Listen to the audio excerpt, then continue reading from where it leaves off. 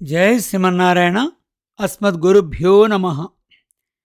దివివా భువివా మమాస్తు వాసః నరకే వా నరకాంతక ప్రకామం అవధీరిత శారదారవిందౌ చరణౌ తే మరణేపి చింతయామి.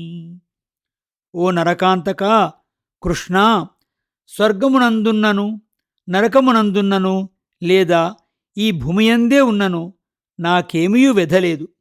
కాని శరత్కాల పద్మసుందరములగు నీ చరణారవిందములనే మరణ సమయమున కూడా ధ్యానించుచుందును. Mukundamala 7th prayer. భగవద్బంధువులారా, శ్రీమద్భాగవత తత్వదీపిక 6వ స్కంధము 5వ పాడ్కాస్ట్లో స్వాగతం. ఇంతవరకు ప్రహ్లాద హిరణ్యకశ్యప చరిత్రలో హిరణ్యకశ్యపుడు ప్రహ్లాదుని వేధించటం, ప్రహ్లాదుని తిరిగి పరీక్షించి గురువులను సరైన మార్గంలో తనకు అబ్బినటువంటి విద్యను వారికి తెలుపమని చెప్పటం, ఆ తర్వాత తిరిగి మళ్ళీ ఆయన పరీక్షించడానికి కోసమని తీసుకుని రావటం జరుగుతుంది. మరి ఆ పరీక్షలో ఏం జవాబు చెప్తాడో మనం ఇవాళ తెలుసుకుందాం. ఇది మనము తెలుసుకునవలసిన విషయం. భక్తికి జ్ఞానమునకు బాహ్యశాస్త్రమును అధ్యయనము చేయుట విరోధి కాదు, కానీ ఉపకారము కాదు. వీని ఎరుంగవలెను. వీనిచే లోకాభ్యుదయము కలిగించి భగవదారాధనగా కర్తవ్యమును నెరవేర్చుచుండవలెను. భక్తితో ఉండుట వలన విశ్వమును విశ్వాంతర్యామిని ప్రేమించగలడు. అది లేనివాడు స్వార్థము అహంకారము పెరుగును. అది లేనినాడు. అన్ని శాస్త్రములు నేర్చిన తరువాత ప్రహ్లాదుడు తల్లి దగ్గరకు వెళ్ళెను. ఆమె పెట్టిన భోజ్య వస్తువులను ఆరగించి అలంకరింపచేసుకొనెను. తండ్రి వద్దకు వచ్చెను. భక్తితో తండ్రి పాదములపై బడి నమస్కరించెను. హిరణ్యకశిపుడు ఆశీర్వదించెను. ఆలింగనము చేసుకొనెను. పరమానందమందెను. బాహ్యమైన ధర్మములు ఆచరించవలెను, అవి మానుట భక్తి కాదు. నారాయణతత్వమెరిగి సర్వత్రా నారాయణ దర్శించి భేదభావము లేక ఉండవలెను. బాహ్యముగా దేహభేదముచే కలిగిన పితృత్వమును పుత్రత్వమును పాలింపవలెను. ఇవి ఎరింగి జీవించుట సమాజమునకు వ్యక్తికి కూడా శ్రేయస్సును కలిగించును. హిరణ్యకశిపుడు ప్రేమతో కుమారుని శిరమున మూర్కొని ఆనంద బాష్పములను వదులుచు విప్పారిన ముఖముతో ఇట్లు అనెను. నాయనా ప్రహ్లాద, నీవు ఇంతకాలము గురువుల వద్ద నేర్పిన విద్యలో ఉత్తమమైన ఒక సూక్తిని వినిపింపు, ఆనందించెదను. ప్రహ్లాదుడిట్లు చెప్పెను. శ్రవణం కీర్తనం విష్ణోః స్మరణం పాదసేవనం అర్చనం వందనం దాస్యం సఖ్యమాత్మనివేదనం ఇతి పుంసార్పితా విష్ణౌ భక్తిశ్చేన్నవలక్షణా క్రియతే భగవత్యద్ధాత్ మన్మన్యేధీతముత్తమం. విష్ణువునందు ప్రయోజనమును కాంక్షింపక ఒక కారణము లేక ప్రేమ కలిగి ఉండుట అన్ని చదువులలో ఉత్తమమైన రహస్యం. విద్య వలన కలుగు ప్రయోజనం అదియే. అట్టి ప్రేమ భగవంతుని యందు కలిగిన వారు 9 రకమైన వ్యాపారములు చేయుదురు. 1. శ్రవణం భగవంతుని గుణములను నామములను కథలను వినుట. 2.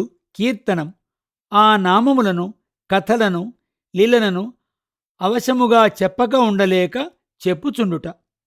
స్మరణం 3. మనసులో భగవానుని స్మరించుట. 4. పాదసేవనం పాదములను సేవించుట. 5. అర్చనం పూజించుట. 6. వందనం నమస్కరించుట. 7. దాస్యం విధేయుడై తాను చేయు కర్మలన్నీయు వాని పనులే అని వాని ప్రీతికై చేయుట. సఖ్యం 8. భగవానుడితో మైత్రి నిరపుట. 9 ఆత్మనివేదనం. తాను తనది అనున్నది అంతయు వానిదే అనియు వాని కొరకే అనియు ఎరింగి భగవానుని అర్పించుట. ఈ 9 విధములగు భక్తిని శ్రవణం, కీర్తనం, స్మరణం, పాదసేవనం, అర్చనం, వందనం, దాస్యం, సఖ్యం, ఆత్మనివేదనం అని వ్యవహరింతురు. ఇది లభించుటయే విద్యకు పరమ ప్రయోజనం. హిరణ్యకశిపుడు విని తీవ్రమైన కోపంతో చలించిపోయినాడు. గురువులపై మండిపడినాడు. శత్రుపక్షమునకు చెందిన పాఠములను నా పిల్లవానికి నేర్పుచున్నారు, గురువులము అను పేరుతో చెడు మార్గమును మావానికి నేర్పుచున్నారు అని అన్నాడు. గురుపుత్రులు ఈ మాటలు విని, ప్రభూ, మీవాడు చెప్పినది మేము చెప్పినది కాదు, వేరొకరెవరూ బోధించినదియూ కాదు, తనంతనే ఈ బుద్ధి ఇతని కలిగినది. తమరు ఆగ్రహింపకుడు, మమ్ములను దూషింపకుడు. గురువులిట్టు చెప్పగానే హిరణ్యకశిపుడు కుమారుని చూచి, గురువులు చెప్పని ఈ పాపిష్టమైన బుద్ధి నీకు ఎట్లు కలిగినది? గృహవ్రతులై చచ్చుచు పుట్టుచు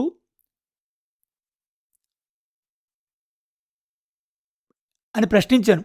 అప్పుడు ప్రహ్లాదుడు సమాధానం చెప్తున్నాడు అన్నమాట.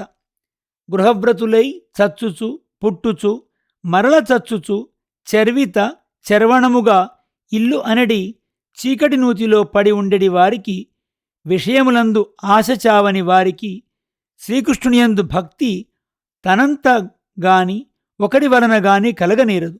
వారికి తాము దేనిని కోరుకొనవలెనో తమకేది హితమో తెలియదు. అన్నిటిలో ఉన్న విష్ణువును వారు గుర్తించలేరు. బయట కనపడు విషయములే పొందదగినవని వారు బలాటపడి వానికై ప్రాకులాడుదురు. వాని పొందుటకై ఎన్నో కర్మలను ఆచరించి గ్రుడ్డివానిచే నడిపింపబడి గోతిలో పడినట్లు మరల మరల జన్మించుచుందురు. తమకు కలిగెడి అనర్థమును తొలగించుటకు భగవంతుని పాదములను సేవించుటయే సాధనమను బుద్ధి వీరికి కలగనేరదు. ఇట్టి బుద్ధి కలుగుటకు ఏ ప్రయోజనము కోరక వాసుదేవుని పాదములు సేవించిన భాగవతుల పాదరజస్సుతో అభిషేకమునందుటయే సాధనం. మహాపురుష సేవనము లేక శ్రీకృష్ణ పదభక్తి కలగదు. శ్రీకృష్ణ పాదభక్తి లేనిదే అనర్థములకు మూలమైన సంసారము తొలగదు. ఇట్లు చెప్పి ప్రహ్లాదుడు విరమించగా హిరణ్యకశిపుడు కోపముతో ఒడిలో కూర్చున్న పిల్లవానిని క్రిందకు తురసివేసి, వీనిని చంపుడు అని ఆజ్ఞాపించాను. వీడి ప్రేమించిన విష్ణువు నా సోదరుని చంపినవాడు, వాడు నాకు శత్రువు. ఈ అసమంజసుడు ఆ విష్ణువును సేవించుచు తండ్రికే ఎదురు తిరుగుచున్నాడు. కొడుకైనను శత్రువైనచో వాని అంతమొందించవలెను. తన శరీరములోనే పుట్టినాడని రోగమును ఆదరించి పెంచుకుందుమా? ఒక వ్రేలికి వ్రణము కలిగినచో దాన్ని ఛేదించి మిగిలిన శరీరమును కాపాడుకున్నట్లే వీరిని చంపి మా వంశమును పదిలపరుచుకునవలెను. ఏ విధముగానైనను వీని అంతమొందింపుడు. వీడు నాకు పుత్రరూపమునున్న శత్రువు. ఇట్లు ఆదేశింపగనే భీకరమైన రూపములతో ఉన్న రాక్షసులు భయంకరమగు అట్టహాసములతో, దుర్భాషలతో, క్రూరమగు ఆయుధములతో అతని చంపుటకు సిద్ధపడిరి. సకల ప్రయత్నములు చేసిరి. జ్ఞానము కలవారు శ్రీమన్నారాయణి సర్వవ్యాపకత్వమును గుర్తింతురు. పైనున్న శరీరము అచేతనం, దానిలో కర్మవశముచే జీవుడుండును. శరీరములు భిన్న భిన్న రూపములతో మనకు కనపడును. వానిలో ఉండే ఆత్మలన్నీయూ జ్ఞానమే ఆకారముగా కలిగి వేరొక తెలుసుకున్నటకు శక్యము కాకుండా ఉండును.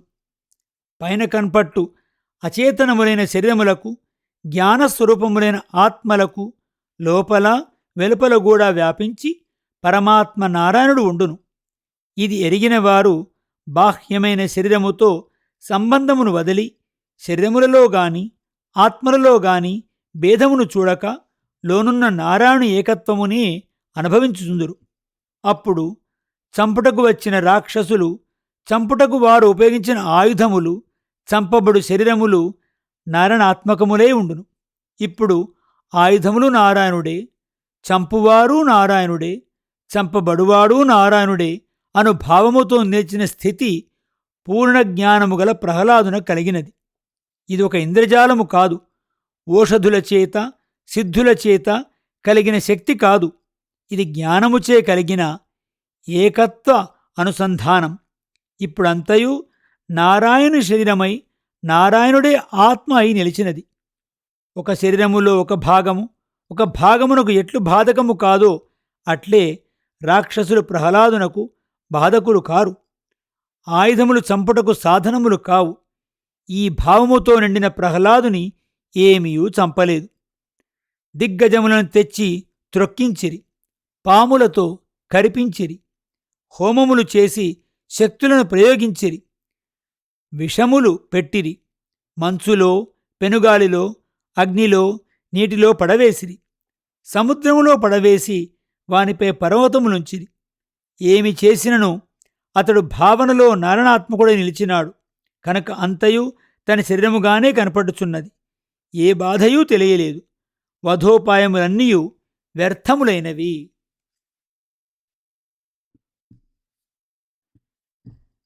దేహమే తానని, తాను స్వతంత్రుడనని, తాను నియమించువాడనని, అన్నీయూ తనకే చెందినవని భావించువాడు హిరణ్యకశిపుడు.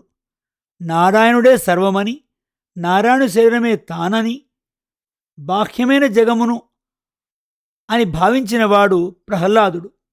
నారాయణుడు నారాయణ శత్రువు కాదు కదా, నారాయణుడు నారాయణ చంపడు కదా. ఇట్టి జ్ఞానము కలుగుటకు వయస్సు కారణము కాదు. వృద్ధుడు హిరణ్యకశిపుడు, బాలుడు ప్రహ్లాదుడు. విద్య కారణము కాదు. సకల శాస్త్ర పారంగతులు గురువులు. ప్రహ్లాదుడు విద్యారంభమున ఉన్నవాడు. ఈ జ్ఞానము కలుగుటకు కారణము గురు అనుగ్రహం.